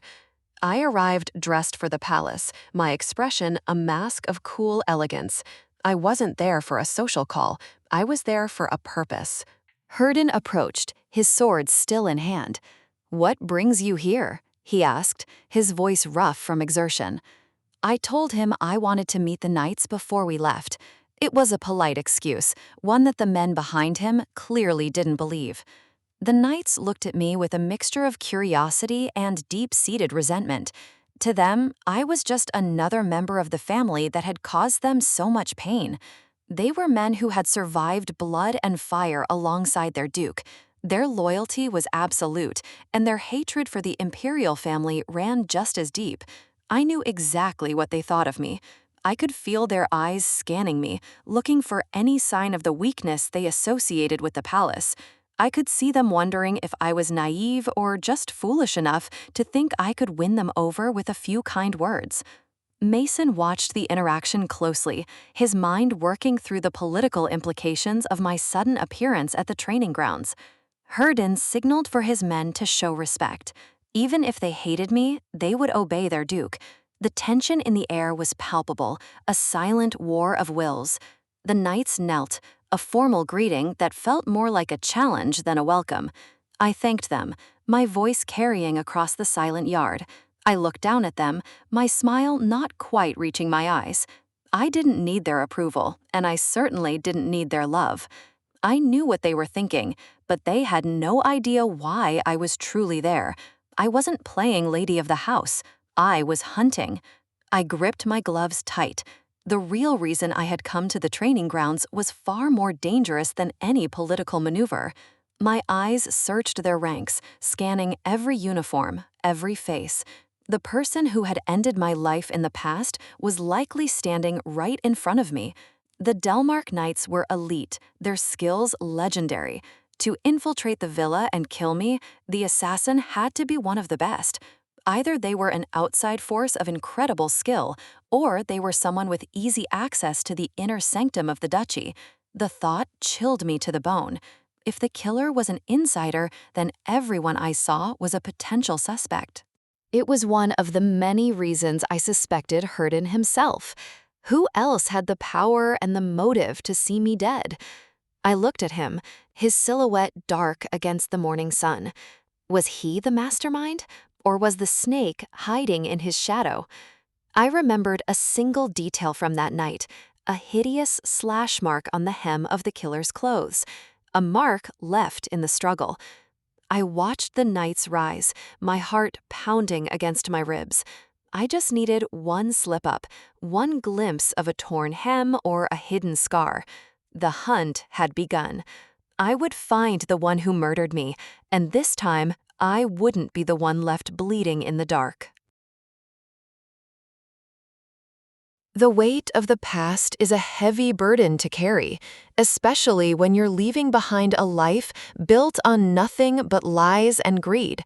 As we set out, the silence in the carriage is deafening. Hurden sits across from me, a man whose protection I never expected to have. He looks out the window, his profile as sharp and cold as ice.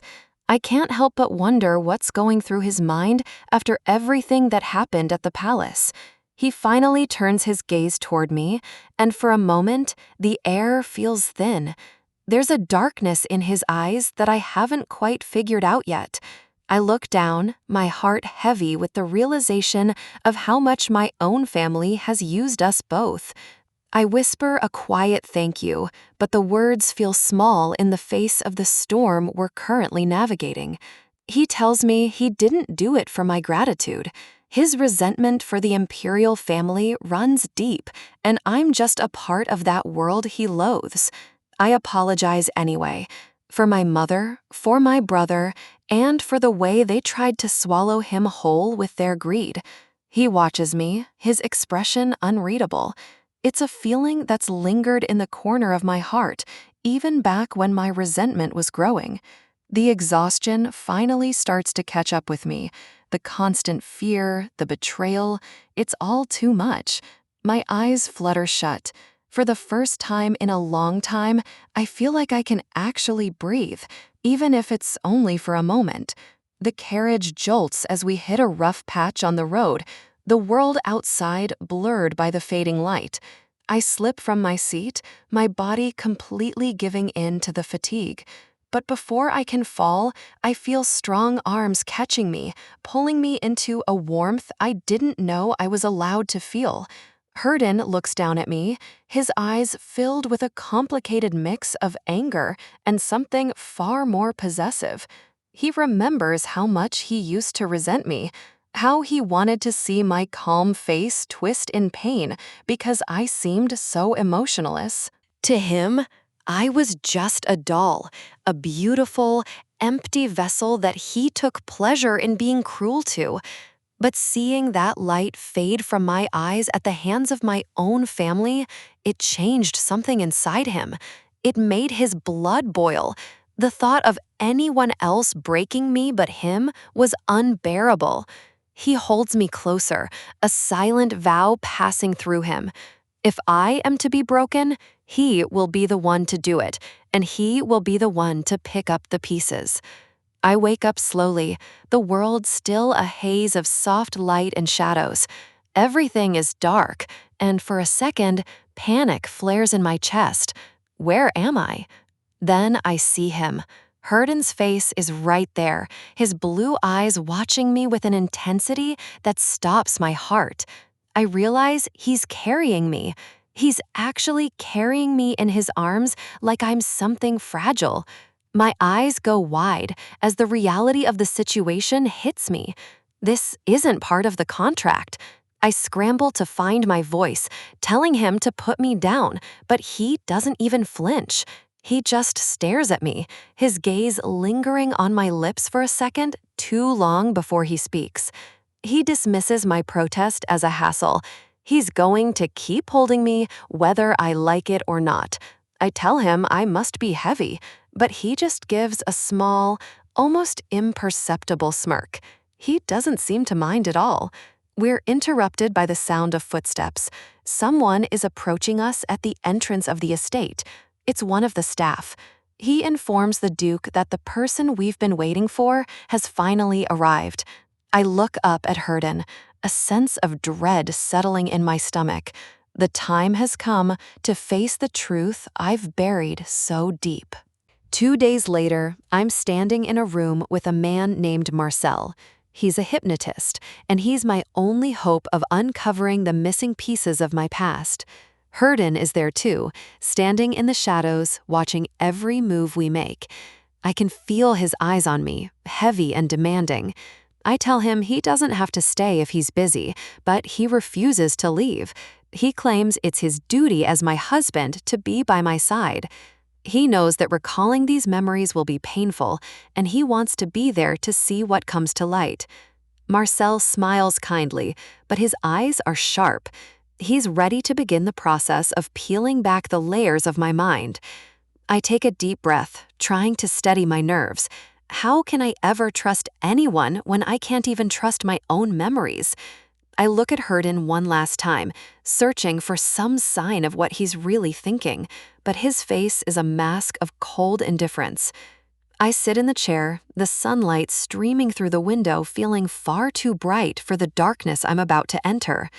Marcel begins his work, his voice low and rhythmic as he swings a small pendant before my eyes. He tells me to go back 10 years, to the day of the fire at the Empress's palace, the day everything changed. I see myself as a child, a 10-year-old girl sneaking through the palace, trying to go where she's not allowed. My mother didn't like it when I went there, but I couldn't stay away. The Empress was the only one who made me feel safe. I remember her face. She was so beautiful, so kind. She welcomed me with open arms, like I was her own daughter. We were drinking warm cocoa and playing card games with the maids. It was so peaceful, so normal. But then, the memory starts to shift. Everything becomes hazy, and a sense of overwhelming fatigue washes over me. I think I fell asleep.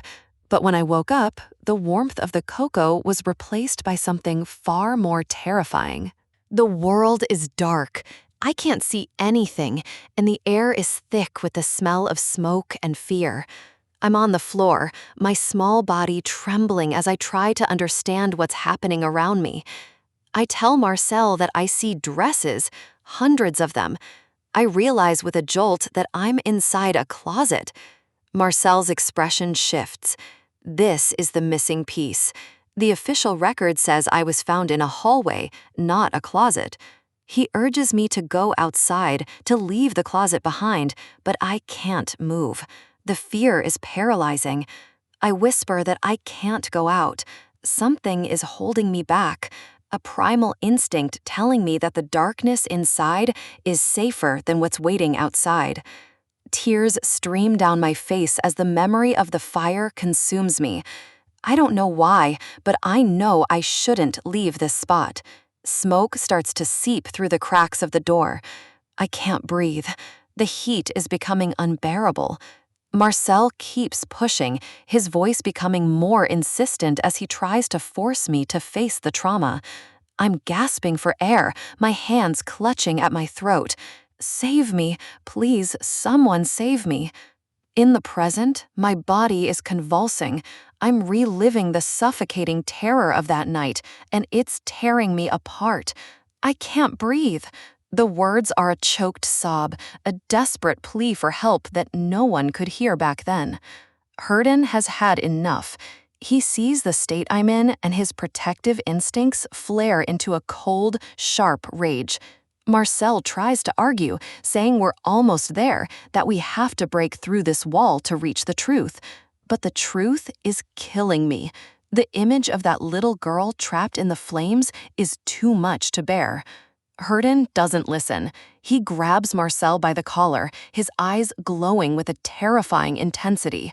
He demands that he stop immediately and wake me up. He won't let me suffer another second for a past that he's determined to rewrite. The darkness of the past is a heavy, suffocating weight. Even in sleep, the memories of that day claw at the edges of my mind, refusing to let go. Tears I can't control spill out, blurring the vision of a childhood spent in terror, trapped in a space where no one could hear me scream. When I finally open my eyes, the nightmare doesn't vanish. The pain in my chest is real, a burning reminder that some wounds never truly heal. And there he is, Herdine. His gaze is steady, but there's a flicker of something in his eyes I haven't seen before. Is it pity or concern? He lifts me as if I weigh nothing, his strength a sharp contrast to the way my own body is failing me right now. I can feel the heat of his hands through the thin fabric of my nightgown. It's grounding, yet terrifying. I'm supposed to be his partner, not his burden. My breath comes in ragged gasps. Every inhale feels like shards of glass in my lungs, the after effect of a trauma that literally took my breath away years ago. He watches me struggle, his expression unreadable. I hate this weakness. I hate that he's seeing the cracks in the armor I've spent a decade building. I reach out, my fingers trembling as I catch his sleeve. I need him to listen. I need to tell him what I saw in that darkness. The memory was clearer this time. There was a voice outside the closet. Someone was there while the world around me burned. He looks at me with a mixture of confusion and intensity. He doesn't understand why I'm digging into a past that clearly wants to destroy me. But if I can just push a little further, if I can survive the next session, I might finally step out of that closet for good. My hand grips the sheets, knuckles white. The physical pain is secondary to the desperation clawing at my throat. Herdine leans in close, his voice low and dangerous. He asks if any of this really matters right now, when I can barely even breathe. I look up at him, my vision swimming. Does he think I'm doing this for fun? Does he think I enjoy reliving my own execution? I promise him I'll do better next time. I'll endure it. I have to. Because if I break, everything I've worked for disappears. My hand grips the sheets, knuckles white. The physical pain is secondary to the desperation clawing at my throat. Herdine leans in close, his voice low and dangerous. He asks if any of this really matters right now, when I can barely even breathe. I look up at him, my vision swimming. Does he think I'm doing this for fun? Does he think I enjoy reliving my own execution? I promise him I'll do better next time. I'll endure it. I have to. Because if I break, everything I've worked for disappears. I tell him not to worry. This won't affect our contract. Even in my most fragile state, the deal is the only thing that keeps me anchored. He doesn't answer. He just looks at the empty fireplace, his silence more chilling than any words he could have spoken. As he leaves the room, the weight of his frustration lingers. He's a man used to being in control, and my trauma is something he can't simply command to go away. Even as I lie there, exhausted, the word contract echoes in my mind. It's my shield, my cage, and my only hope for a future. Herdine is beginning to realize just how much I'm willing to sacrifice for that one-year agreement. He sees me betting my very life on it. He steps into the hallway, his resolve hardening. He isn't satisfied with the answers he's been given. His assistant waits for orders, sensing the shift in the Duke's mood. The air in the mansion has turned cold, matching the winter outside. He orders the hypnotist fired. He calls him a quack. He wants someone who can actually help me, not push me to the brink of death. But then he gives a second order, one that catches his assistant off guard. He wants to see the maid from the imperial palace. Immediately. His eyes are cold, calculating. He's going to dismantle my past piece by piece until he finds what's really breaking me. The assistant hesitates, but one look from her dean is enough to stifle any questions. The Duke is on a mission. The maid arrives, trembling. She knows the weight of the secrets she carries, and standing before the Duke is like standing before a judge. She looks lost in the vastness of his office, a small figure caught in the shadow of a man who demands the truth at any cost. Her hands are bandaged, her posture submissive. She's lived a life of service and silence, but that silence is about to be broken. Her dean sits behind his desk, a predator waiting for his prey to speak. He knows she's the key to understanding the woman he married. The maid tries to stay calm, telling herself she hasn't done anything wrong. But in this house, the truth can be just as dangerous as a lie. He starts with a simple observation. The fireplace in my room was out. Even on a snowy day, there was no fire to keep me warm. He shows her the cold hearth, the unlit logs. It's a small detail, but to him, it's a glaring anomaly. He asks her point blank, "Is Blair afraid of fire?" He's piecing it together, the way I react to the heat, the way I panic when the lights dim. The maid's eyes widen. She can't hide it anymore. She admits that she only warms the room when I'm away, extinguishing the flames before I return. She explains that I can handle a small candle if it's far away, but anything more, it's too much. The trauma is rooted deep in my bones. She looks at the flickering lamp, a symbol of the very thing that haunts my dreams and keeps me shivering in the dark. Her dean pushes further. He asks if it's because of the incident 10 years ago. He's digging into the tragedy that defined my life. The maid confirms his fears. My respiratory system was ruined that day. My body is a map of a fire that never truly went out. He listens in silence, the weight of the revelation settling over him. He realized that my fragility isn't just a personality trait, it's a chronic injury. He leans back, exhausted by the sheer cruelty of what I've endured. He finally understands why I am the way I am. The next day brings no relief. The doctor arrives, his face grim as he examines the madam of the house. He explains that severe shock can shatter an immune system. I'm not just sick, I'm physically broken by the stress of my own memories. The maid watches as the doctor prepares medicine. She's seen me like this before, but never with a man like her dean watching over me. Her dean stays by my side, a silent sentinel in the dim light of the bedroom. He's no longer just a business partner. He looks at me and wonders how someone can be this frail. I don't even meet the average standards of health. I'm a ghost in a beautiful dress. He reaches out, his hand hovering over my face. He's searching for a sign of life, a sign that I'm still in there somewhere. His touch is light, almost hesitant. He notes that the fever seems to be breaking, but the real sickness is much deeper than a simple chill. He rests his hand on my forehead, his skin cool against my flushed face. For a moment, the Duke of Herdeen looks human. He sighs, the sound heavy with a frustration he can't quite name. He's a man who fixes things, but he can't fix a broken soul. In my sleep, I moan, the pain of the dream returning. My lips move, whispering a name that isn't his. I call out for him, Oziel. The name slips out of my subconscious, a plea for someone from a time before the fire. Herdeen freezes. The name hangs in the air between us, a sudden, sharp barrier. Who is Oziel? His eyes narrow, his sympathetic mood vanishing in an instant. The name of another man is the last thing he expected to hear. He looks around the room, as if the answer is hidden in the shadows. He's starting to connect the dots in a way that fuels his anger. Is that why I'm so obsessed with the contract? To get back to this Oziel? To use the Duke's power to reunite with a lover? He stares at me, his expression hardening into a mask of cold fury. He feels like a fool for ever feeling sorry for me.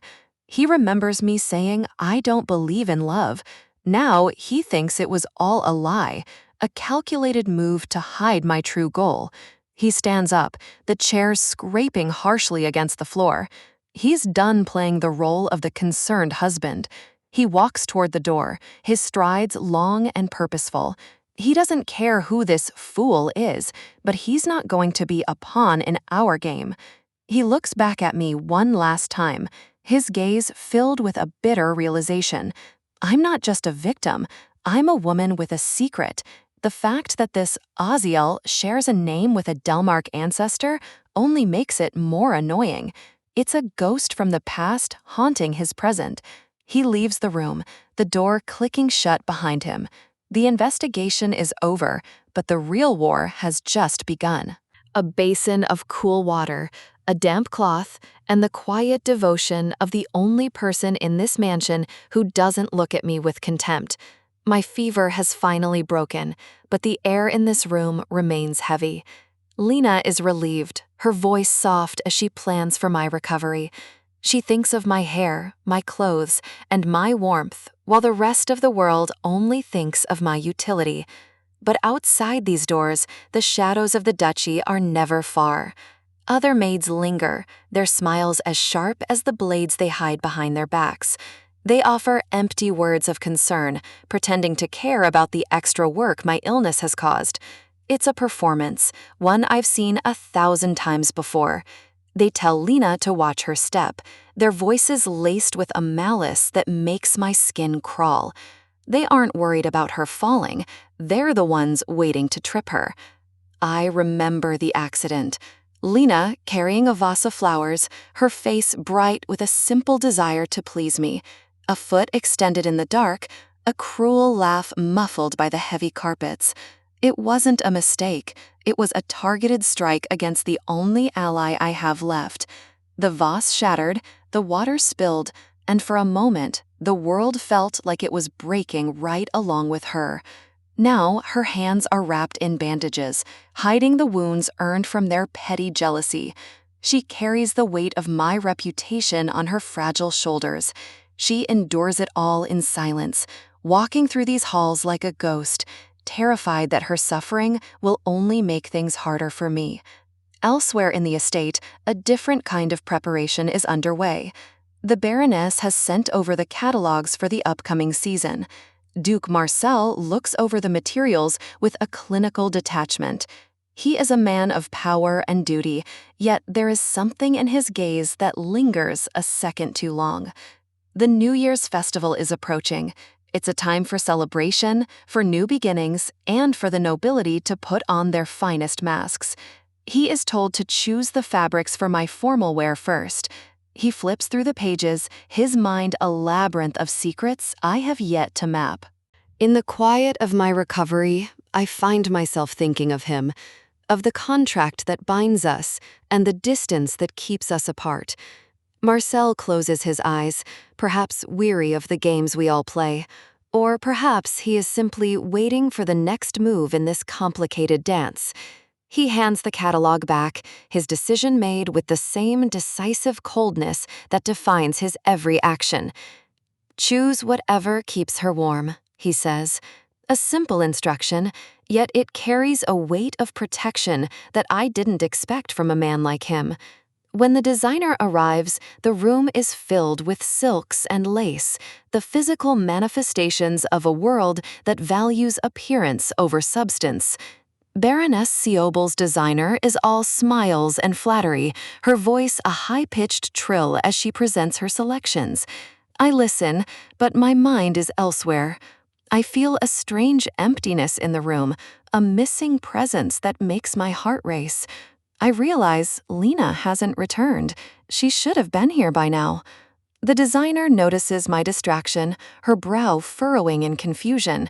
I try to remain composed, thanking her for the wedding dress, playing the part of the grateful Duchess while a cold dread pools in my stomach. She speaks of honor and beauty, but all I can think about are Lena's bandaged hands and the cruel whispers in the hallway. The designer finally takes her leave, promising to return with the finished designs. I wait until the door clicks shut before I move. The silence that follows is deafening. I turn to the head maid, my voice steady despite the tremor in my soul. "Where is Lena?" I ask. I haven't seen her since she helped me dress. The head maid's expression is unreadable, a mask of professional indifference. She offers to go look for her, but I can see the flicker of something else in her eyes. I don't trust her. I don't trust anyone in this house. I tell her it's fine. I'll go myself. I wrap my shawl around my shoulders, the soft fur doing nothing to ward off the chill in the air. I step out into the hallway alone. I need to find her. I need to know she hasn't been broken by the monsters I've failed to keep at bay. The maids I pass turn their heads, their eyes following me with a mixture of curiosity and disdain. They think I'm weak. They think I'm just another victim of this house.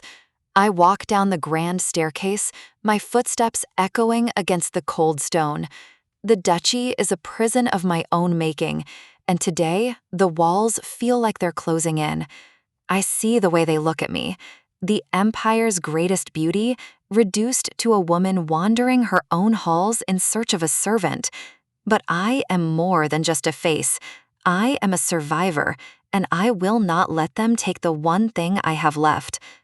Then I hear it, voices coming from behind a half-closed door, whispers, followed by a cruel, mocking laugh.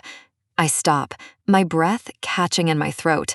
I know those voices, and I know exactly who they're talking about. They're talking about Lena, about how tough she is, just like her mistress. They're laughing at her pain, at her devotion. My vision blurs with a sudden hot rage. This is what they do. They tear down anything that is good, anything that is pure, just to feel a moment of power. I push the door open. The light spills into the room, catching the three maids by surprise. They freeze, their laughter dying in their throats. They were mocking her for getting splashed with dirty water, for not even batting an eye as she went to wash up. They think her silence is a sign of weakness, but I see the truth. I see the tears she's trying so hard to hide. I see the way they've cornered her, like wolves around a wounded lamb. They ask me if everything is all right, their voices dripping with a fake sweetness that makes me want to scream. Lena stands there, damp and shaking, her bandaged hands trembling at her sides. She looks at me with such fear, such desperation. And in that moment, I see myself. I see the girl I used to be, the one who was bullied and broken until there was nothing left but a hollow shell.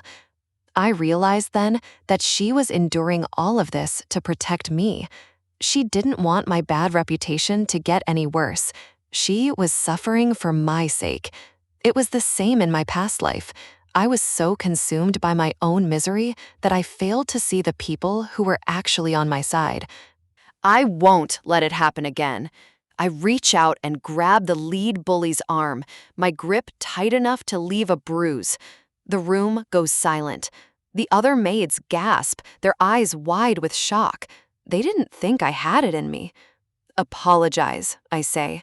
My voice is a low growl, a sound I didn't know I could make. They stammer, pretending they don't know what I'm talking about. They play the victim, trying to turn the situation back on me. But I'm done playing their games. I'm done letting them walk all over us. I tell them again, louder this time. Apologize to Lena. When she tries to lie to my face, I don't think, I just act. My hand connects with her cheek in a sharp, stinging slap that echoes through the room. Hitting her, it felt sickening. My heart is pounding so hard, I feel like I might throw up. It's a physical manifestation of a darkness I've tried to bury. For a split second, I feel like I've become just like my mother. Cruel, violent, controlled by a rage I can't contain. But then I look at Lena. I see the shock and the hope in her eyes, and I know that I had to do it. I had to protect her. The bullies are on the floor now, sobbing and begging for mercy. They're terrified of the woman standing before them. Lena tries to tell me she's fine, that I shouldn't have made a scene. She's still trying to protect me, even now. But I'm not okay. Seeing her suffer like this because of me is the one thing I cannot endure. I pull her into my arms, the tears finally breaking through. What is going on here? The voice is deep, commanding, and it cuts through the chaos like a knife. Marcel stands in the doorway, his presence filling the room. He looks at the crying maids, at my bandaged hands, and finally at me. The air in the room shifts. The bullies scramble to their feet, their eyes darting between us, looking for a way out. I don't pull away from Lena. I stand my ground, my eyes meeting his with a defiance I didn't know I possessed. My hands are still shaking, the adrenaline slowly fading into a dull ache. I wait for his judgment, for the cold words that will surely follow. But he just looks at me, and for the first time, I see something in his eyes that isn't coldness. It's an understanding that terrifies me more than his anger ever could.